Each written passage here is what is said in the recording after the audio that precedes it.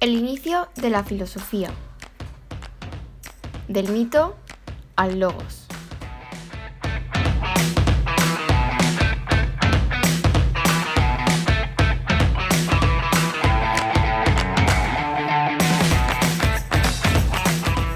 El nacimiento de la filosofía se suele identificar con el paso del mito al logos, en el sentido que se abandonan las explicaciones míticas de la realidad para dar paso a las racionales. Se pasa del pensamiento mítico al lógico. Pasamos de una realidad a su contraria. Pero, ¿cómo?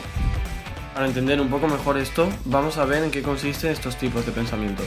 Ambos son sinónimos de palabra, pero hacen referencia a acepciones muy diferentes. El mito significa relato, es una historia que cuenta un origen, como por ejemplo el del cosmos.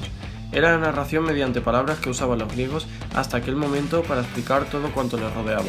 Eran narraciones realizadas por los poetas, por lo general de forma oral, en la que se contaba cómo los dioses daban sentido al mundo, es decir, cómo a través de la figura de los dioses sucedía todo lo que se narraba.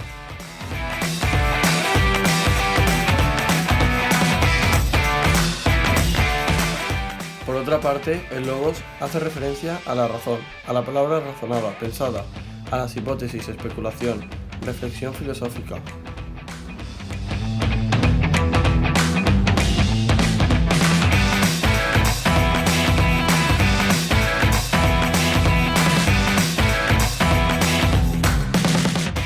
La expresión el paso del mito al logos hace referencia al nacimiento de la filosofía occidental, una nueva forma de pensamiento, el racional, que sobrepasó las formas míticas y religiosas al renunciar a recurrir a entidades extranaturales para responder a las preguntas ineludibles del ser humano, como por ejemplo, ¿cuál es el origen del universo? ¿De dónde venimos? Hay un acuerdo en situar el paso del mito al logos en el siglo VI a.C., en la ciudad de Mileto, una de las prósperas ciudades comerciales de Jonia, franja costera de la actual Turquía. Los principales protagonistas del nacimiento de la filosofía fueron Tales de Mileto,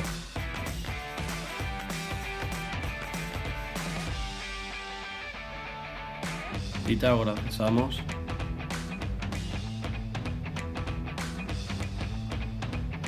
y Teano. Pero, ¿por qué se originó este cambio? ¿Qué consecuencias tuvo? Existe un acuerdo en señalar la escuela de Mileto como el origen del pensamiento filosófico y científico racional, aunque no hay una interpretación unánime en cuanto a las causas que produjeron el paso del mito al logos.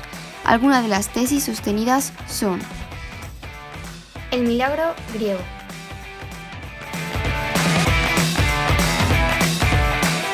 El filósofo escocés John Burns, nacido en 1863 y fallecido en 1928, el pensamiento racional habría hecho su aparición de repente, sin historia previa que investigar, como un milagro griego, debido a las supuestas peculiaridades del espíritu griego.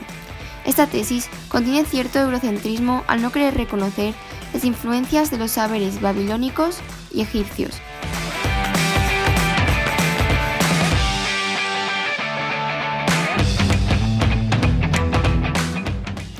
El mito racionalizado.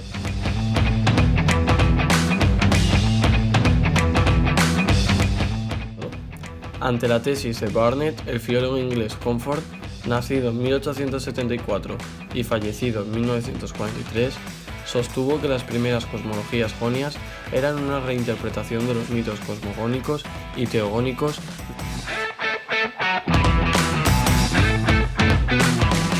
narrados por Homero y Hesíodo. En la filosofía, el mito está racionalizado. Esta tesis reconoce que Hesíodo impulsó el interés por encontrar orden más allá del caos y por la búsqueda de un único arjé.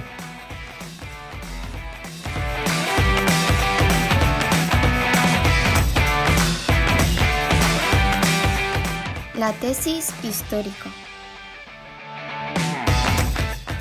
Esta tesis sostiene que entre los siglos VIII y VI a.C. se dieron unas condiciones socioeconómicas.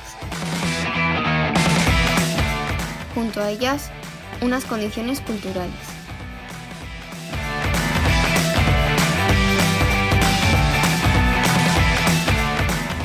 Todas juntas proporcionaron el surgimiento de un tipo de reflexión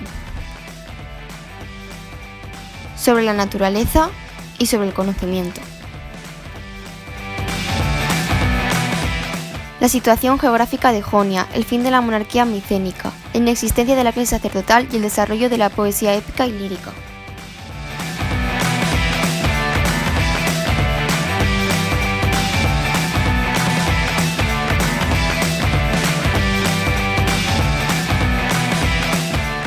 Consecuencias del paso del mito al logos fueron el surgimiento del pensamiento racional, superador de la mitología antropomórfica, debido a un triple fenómeno convergente e interdependiente.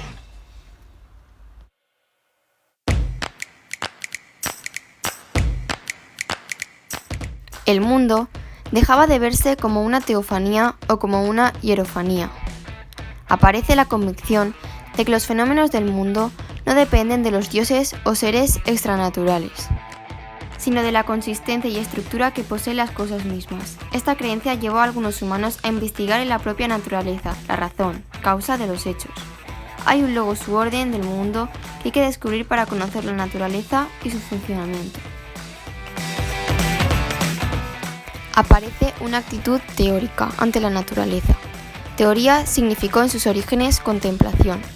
La actitud teórica deja que se manifieste la realidad tal y como es, respetando íntegramente las condiciones de la objetividad.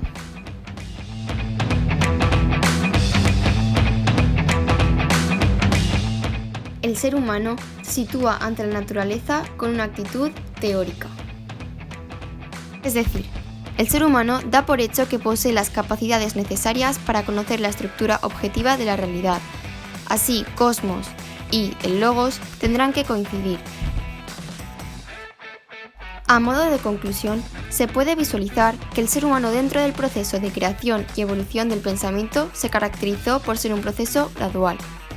Fue posible gracias a las posibilidades que surgieron en Grecia a nivel social, político y religioso,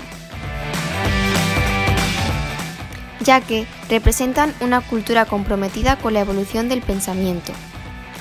El pensamiento filosófico permitió de igual manera el desarrollo de las ciencias, las sociedades y el ser humano en general.